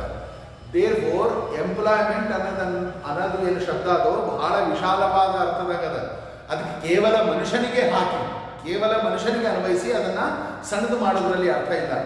ನಮ್ಮ ದೇಶದಲ್ಲಿ ಅಥವಾ ನಮ್ಮ ವಿಶ್ವದಲ್ಲಿ ಇರುವ ಯಾವುದೇ ಸಂಪನ್ಮೂಲವನ್ನು, ಯಾವುದೇ ಉತ್ಪಾದನಾ ಘಟಕವನ್ನು ನಾವು ಉತ್ಪಾದನೆ ಅರ್ಥದಲ್ಲಿ ನೋಡಿದರೆ ಅವೆಲ್ಲವೂ ಎಂಪ್ಲಾಯಬಲ್ ಆಗಿರುತ್ತವೆ, ಅವೆಲ್ಲವೂ ಉದ್ಯೋಗಕ್ಕೆ ಅರ್ಹರಾಗಿರುತ್ತವೆ. ಆದ್ದರಿಂದ ಇಲ್ಲಿ ನಾನು ಎಂಪ್ಲಾಯ್ಮೆಂಟ್ ಅಂತೀನಿ ಅಂದರೆ ಕೇವಲ ಮನುಷ್ಯನಿಗಲ್ಲ, ಫುಲ್ ಎಂಪ್ಲಾಯ್ಮೆಂಟ್ ಅಂದರೆ ನಮ್ಮ ಅರ್ಥವ್ಯವಸ್ಥೆಯಲ್ಲಿರುವ ಎಲ್ಲ ಉತ್ಪಾದನಾಂಗಗಳು ಅಂದರೆ ಮನುಷ್ಯ ಇದ್ದಾನಲ್ಲ, ಎಲ್ಲ ಉತ್ಪಾದನಾಂಗಗಳು ಮತ್ತು ಎಲ್ಲ ಸಂಪನ್ಮೂಲಗಳು ಗರಿಷ್ಠ ಪ್ರಮಾಣದಲ್ಲಿ ಬಳಕೆ ಆಗೋದಕ್ಕೆ ನಾವು ಫುಲ್ ಎಂಪ್ಲಾಯ್ಮೆಂಟ್ ಅಂತ ಹೇಳ್ತೀವಿ. ಬಟ್ ನಮಗೆ ಗೊತ್ತದ full employment is not that easy, and full employment is not possible either, because on A large scale employment opportunities are very less in rise, whereas our population, our resources keep on increasing. Therefore, full employment is another a big issue which is not possible. But however, ನೀವು ಯಾವುದೇ ಸಂಪ್ರದಾಯಬದ್ಧದ ಸಿದ್ಧಾಂತವನ್ನು ತೆಗೆದುಕೊಂಡ್ರೆ ಅವರು first ಹೇಳೋದೇ ಅದು full employment ಇರ್ತಾರೆ. ಇನ್ನೊಂದು criticism ಮಾಡ್ತಾರೆ ನಮ್ಮ ಆಡಮ್ ಸ್ಮಿತ್, ಪಿಗೋ, ಜೆ.ಬಿ.ಸೆ, ಡೇವಿಡ್ ರಿಕಾರ್ಡೋ ಅವರಿಗೆಲ್ಲ. ಏನಂತಂದರೆ ಅವರು ಕೂಡ ಎಂಪ್ಲಾಯ್ಮೆಂಟ್ ಸಿದ್ಧಾಂತ ಹೇಳ್ಯಾರ, right? Classical theory of employment ಅಂತ ಹೇಳಿ ನಾವು ಕರಿತೀವಿ. ಈ ಕ್ಲಾಸಿಕಲ್ ಥಿಯರಿ ಆಫ್ ಎಂಪ್ಲಾಯ್ಮೆಂಟ್ ಇದೆ, ಆದರೆ ಅದ್ರದ್ದು ವೈಶಿಷ್ಟ್ಯತೆ ಏನಂದರೆ ಅವ್ರದ್ದೊಂದು ಮೇಜರ್ ಅಸಂಪ್ಷನ್, ಒಂದು ಮೇಜರ್ ವೇ ಏನಂದರೆ ಪೂರ್ಣ ಉದ್ಯೋಗ ಇರುತ್ತೆ. ಈಗ you will be bit confused if you read them. When they assume that there is full employment, then which unemployment they are talking about? ವೇಳೆ ಅವರು ಅರ್ಥವ್ಯವಸ್ಥೆಯಲ್ಲಿ ಪರಿಪೂರ್ಣ ಉದ್ಯೋಗ ಇದೆ, ಎಲ್ಲವೂ 100% ಉದ್ಯೋಗ ಇದೆ ಅಂತಂದಮೇಲೆ ಮತ್ತೆ ಉದ್ಯೋಗ ಹೆಚ್ಚಿಸುವುದು ಯಾರಿಗೆ? ನಿರುದ್ಯೋಗ ಇಲ್ಲೇ ಇಲ್ಲ ತಾನೇ? ಇದು ನಮಗೆ ಡೌಟ್ ಬರ್ಬೋದು. ಆ್ಯಂಡ್ ಆ ಡೌಟ್ ಬರೋದು ಸತ್ಯವೂ ಕೂಡ. ಯಾಕಂತಂದರೆ ನಮ್ಮೆಲ್ಲರಿಗೆ ವಾಸ್ತವಿಕವಾಗಿ ಗೊತ್ತದ 100% ಉದ್ಯೋಗ ಇರಲಿಕ್ಕೆ ಸಾಧ್ಯ ಇಲ್ಲ. ದೇರ್ ಫೋರ್ ವಿ ಅಸ್ಯೂಮ್, ನಾವು ಊಹೆ ಮಾಡ್ತೀವಿ ಏನಂತ ಹೇಳಿ ಫುಲ್ ಎಂಪ್ಲಾಯ್ಮೆಂಟ್ ಅದ, ಬಟ್ ನಮಗೆ ರಿಯಲ್ ಆಗಿ ಗೊತ್ತದ ಫುಲ್ ಎಂಪ್ಲಾಯ್ಮೆಂಟ್ ಇರಲಿಕ್ಕೆ ಸಾಧ್ಯ ಇಲ್ಲ.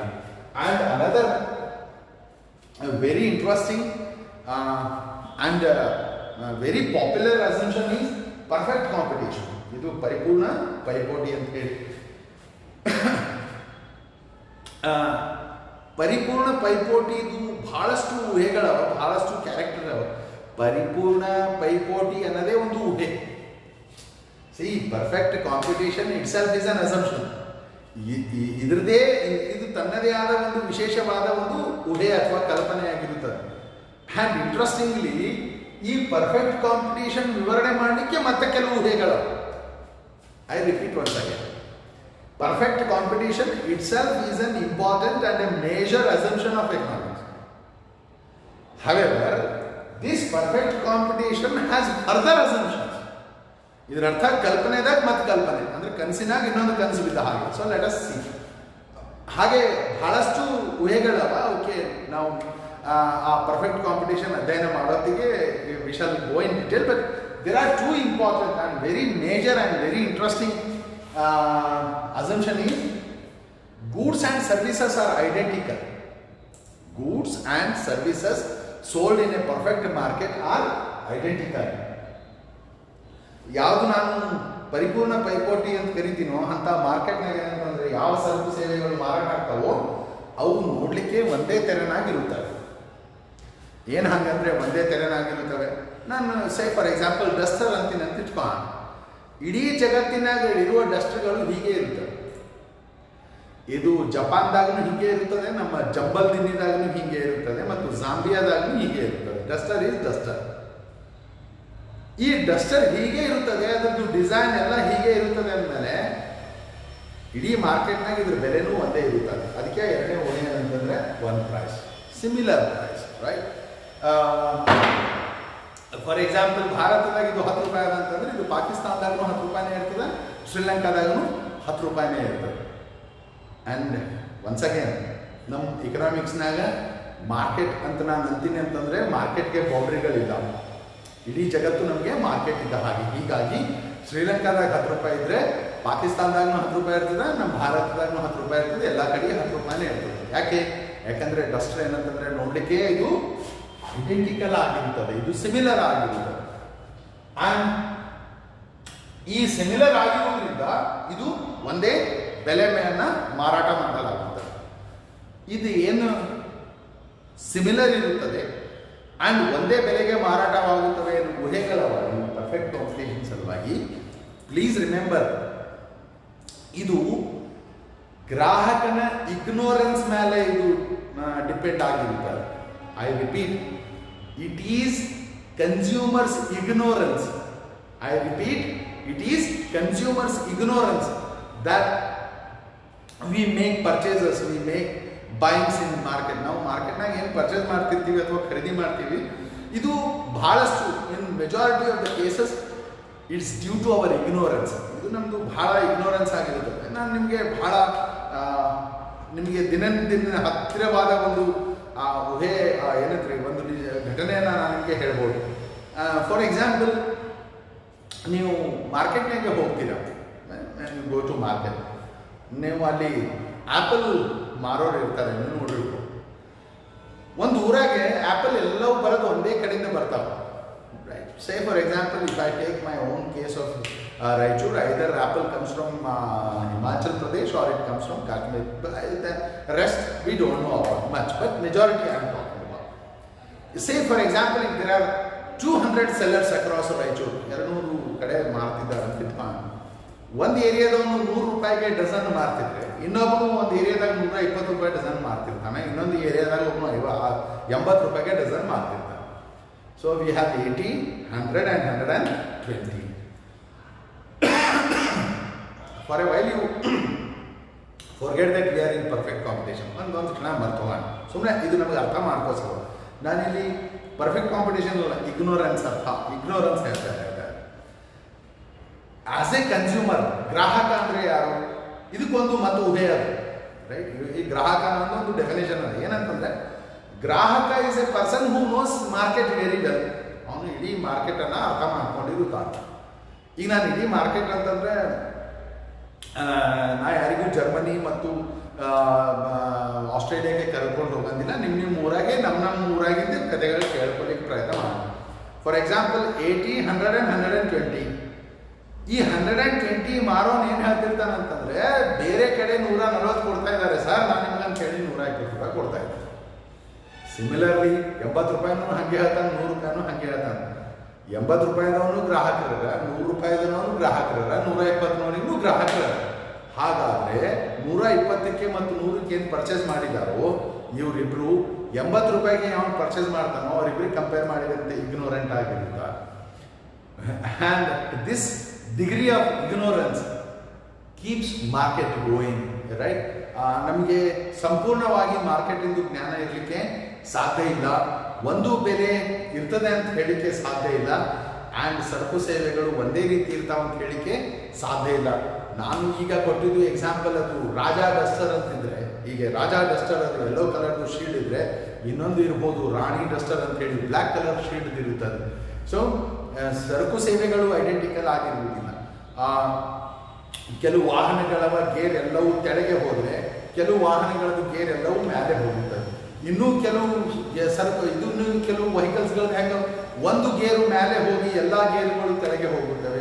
ಇನ್ನು ಕೆಲವ್ರದ್ದು ಒಂದು ಗೇರ್ ಕೆಳಗೆ ಹೋಗಿ ಎಲ್ಲ ಗೇರ್ಗಳು ಮೇಲೆ ಬರುತ್ತವೆ. ಕೆಲವು ವೆಹಿಕಲ್ಗಳದ್ದು ಹೆಡ್ಲೈಟ್ ರೌಂಡ್ ಆಕಾರದಾಗಿದ್ದರೆ ಇನ್ನೂ ಕೆಲವು ಹೆಡ್ಲೈಟ್ಗಳದ್ದು ಮಲ್ಟಿ ಡೈಮೆನ್ಷನಲ್ ಆ್ಯಂಗಲ್ಸ್ನಾಗಿ ಇರುತ್ತವೆ. Why? Because goods are not identical.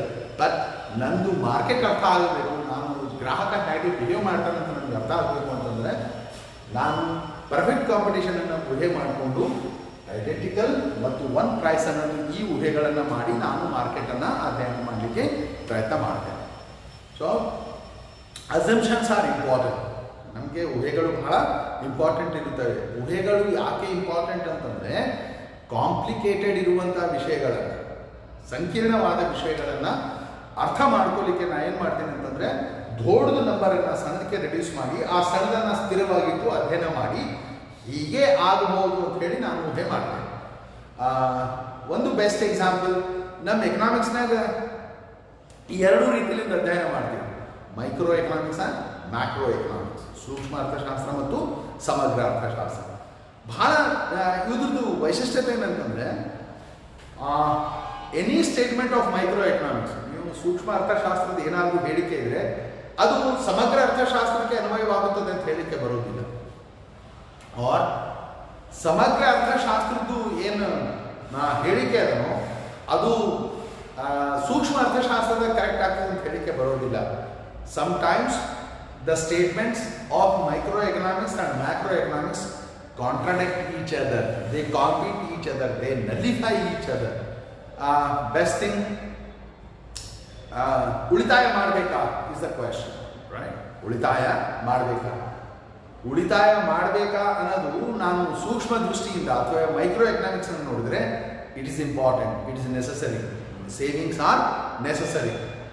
Macro economics ಸಮಗ್ರ ಅರ್ಥಶಾಸ್ತ್ರದಿಂದ ನೋಡಿದರೆ ಸೇವಿಂಗ್ಸ್ ಇಸ್ ಡೇಂಜರಸ್. ಉಳಿತಾಯ ಮಾಡೋದು ಬಹಳ ಅರ್ಥಶಾಸ್ತ್ರಕ್ಕೆ ಹಾನಿಕಾರವಾಗಿರುತ್ತದೆ, ಆರ್ಥಿಕತೆಗೆ ಹಾನಿಕಾರವಾಗಿರುತ್ತದೆ. ಈಗ ಸಮಗ್ರ ಅರ್ಥಶಾಸ್ತ್ರದ್ದು ಉಳಿತಾಯದ ಬಗ್ಗೆ ಇರುವ ಅಭಿಪ್ರಾಯವನ್ನು ತೆಗೆದುಕೊಂಡು ನಾನು ಸೂಕ್ಷ್ಮ ಅರ್ಥಶಾಸ್ತ್ರಕ್ಕೆ ಹೇಳಿದರೆ ಪ್ರತಿಯೊಬ್ಬ ವ್ಯಕ್ತಿ ಉಳಿತಾಯ ಮಾಡಬೇಕಾ ಮಾಡಬೇಡ ಡೌಟ್ನಾಗಿರ್ತಾನೆ. Therefore the thing is that ಸೂಕ್ಷ್ಮ ಅರ್ಥಶಾಸ್ತ್ರ ಮತ್ತು ವಿಶಾಲಾತ್ಮಕ ಅರ್ಥಶಾಸ್ತ್ರಗಳದ್ದು ಕೆಲವು ಹೇಳಿಕೆಗಳು ಅವು ಒಂದಕ್ಕೊಂದು ಪರಸ್ಪರ ವಿರುದ್ಧವಾಗಿದ್ದು ಒಂದಕ್ಕೊಂದು ತಿರಸ್ಕಾರ ಮಾಡ್ತವೆ. ಆದ್ದರಿಂದ ಎರಡೂ ತಪ್ಪವ ಅಥವಾ ಎರಡೂ ಕೆಟ್ಟದವ ಅಂತ ಹೇಳಿಕ್ಕೆ ಸಾಧ್ಯ ಇಲ್ಲ. ನಾನು ಒಂದು ಘಟಕವನ್ನು ಅಧ್ಯಯನ ಮಾಡಲಿಕ್ಕೆ ಸೂಕ್ಷ್ಮ ರೀತಿಯಿಂದ ನೋಡ್ತೀನಿ, ಅದೇ ಘಟಕ ಹೀಗೆ ಬಿಹೇವ್ ಮಾಡ್ಬೋದು ಅನ್ನೋದಕ್ಕೆ ನಾನು ಸಮಗ್ರ ಅರ್ಥಶಾಸ್ತ್ರದಾಗ ಅಧ್ಯಯನ ಮಾಡ್ತೇನೆ. ಹೀಗಾಗಿ ಊಹೆಗಳು ನಮಗೆ ಒಂದು ಟೆಕ್ನಿಕ್ ಕೊಡ್ತಾವೆ, ಒಂದು ಮಾರ್ಗ ಹೇಳ್ತಾವೆ, ಒಂದು ಅಪ್ರೋಚ್ ಹೇಳ್ತಾವೆ, ಈಗಲೂ ಅಧ್ಯಯನ ಮಾಡ್ಬೋದು ಅಂತೇಳಿ. ಬಟ್ ಊಹೆಗಳು ಎಲ್ಲವೂ 100% ಕರೆಕ್ಟ್ ಇರುತ್ತವೆ, ಹಾಗೇ ಇರುತ್ತವೆ ಅಂತ ಹೇಳಲಿಕ್ಕೆ ಸಾಧ್ಯ ಇಲ್ಲ. ಆ್ಯಂಡ್ ಆದ್ದರಿಂದಲೇ ಎಕನಾಮಿಕ್ಸ್ ಅರ್ಥಶಾಸ್ತ್ರ ಇದು ನೈಜ ವಿಜ್ಞಾನವಾಗಿರದೆ ಸಾಮಾಜಿಕ ವಿಜ್ಞಾನವಾಗಿರುತ್ತದೆ. ಇದು ಮನುಷ್ಯನಿಗೆ, ಮನುಷ್ಯನ ವರ್ತನೆಗೆ, ಸಮಾಜದ ಕಲೆಕ್ಟಿವ್ ಬಿಹೇವಿಯರ್ಗೆ ಅಧ್ಯಯನ ಮಾಡುವ ಶಾಸ್ತ್ರವಾಗಿರುವುದರಿಂದ ಇಲ್ಲಿ ನಾವು ಕೆಲವು ಊಹೆಗಳು ಏನು ಮನುಷ್ಯನ ವರ್ತನೆಗೆ ಸಂಬಂಧಪಟ್ಟಿದೆಯೋ, ಮನುಷ್ಯನ ರೆಸ್ಪಾನ್ಸ್ಗಳಿಗೆ ಸಂಬಂಧವಾಗಿಯೋ ಇದು ಅಧ್ಯಯನ ಮಾಡಬೇಕಂದ್ರೆ ಏನು ಮಾಡಬೇಕಾಗ್ತದೆ? ಕೆಲವು ಸಂದರ್ಭಗಳಲ್ಲಿ, ಕೆಲವು ಸಿದ್ಧಾಂತಗಳಲ್ಲಿ ನಾವು ಊಹೆ ಮಾಡುವುದು ಅನಿವಾರ್ಯವಾಗಿರುತ್ತದೆ. ಈ ಊಹೆಗಳನ್ನು ನಾವು ಹೇಗೆ ಅನ್ವಯಿಸ್ತೀವಿ, ಈ ಊಹೆಗಳ ಆಧಾರದ ಮೇಲೆ ನಾವು ಹೇಗೆ ಮಾದರಿಗಳನ್ನು ರಚನೆ ಮಾಡ್ತೀವಿ ಅನ್ನೋದು ಆಯಾ ಸಂದರ್ಭ ಅಥವಾ ಆಯಾ ಒಂದು ವಿಷಯ ವಸ್ತುಗೆ ಬಿಟ್ಟಿದ್ದಾಗಿರುವುದರಿಂದ ಊಹೆಗಳು ನಮ್ಮ ಅರ್ಥಶಾಸ್ತ್ರದ ಒಂದು ಪ್ರಮುಖ ಅಂಗವಾಗಿದ್ದು ಇವುಗಳ ಬಗ್ಗೆ ವಿಸ್ತಾರವಾದ ಚರ್ಚೆ ಯಾವಾಗಲೂ ಇರುತ್ತದೆ. So thank you very much for joining and leaving the comments.